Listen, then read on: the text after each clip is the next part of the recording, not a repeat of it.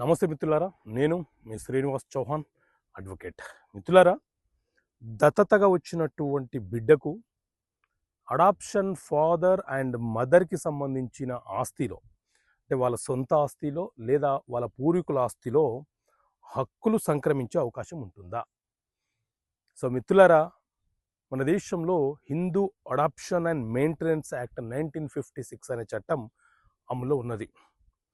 ఈ చట్టంలోని సెక్షన్ 12 ఏం చెప్తుంది అని అంటే, ఎవరైనా దంపతులు ఒక ఆడబిడ్డని కానీ లేకపోతే ఒక మగబిడ్డని కానీ అడాప్షన్ తీసుకుంటే, ఆ అడాప్షన్ బిడ్డకు ఈ అడాప్షన్ తీసుకున్నటువంటి తల్లిదండ్రులు ఎవరైతే ఉన్నారో వీళ్ళ కష్టార్జితంతో సంపాదించిన సెల్ఫ్ అక్వైర్డ్ ప్రాపర్టీ కావచ్చు, లేకపోతే వీళ్ళకు పూర్వీకుల నుంచి వచ్చినటువంటి ఆస్తి ఉండొచ్చో ఆ ఆస్తి కావచ్చు, వీళ్ళు బ్రతికి ఉన్నన్ని రోజులు వీళ్ళు అనుభవించవచ్చు. వీళ్ళ తదనంతరము ఆ అడాప్షన్ చైల్డ్ ఎవరైతే ఉన్నారో వాళ్లకు సంక్రమిస్తుంది అని చెప్పి ఈ సెక్షన్ 12 చాలా స్పష్టంగా వివరణ ఇస్తుంది.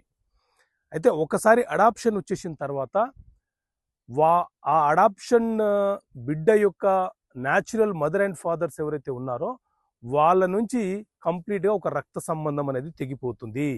ఈ వంశంలోనే భాగస్థుడు ఆ బిడ్డ అవుతాడు. ఓకే మిత్రులారా, థ్యాంక్ యూ. జై హింద్.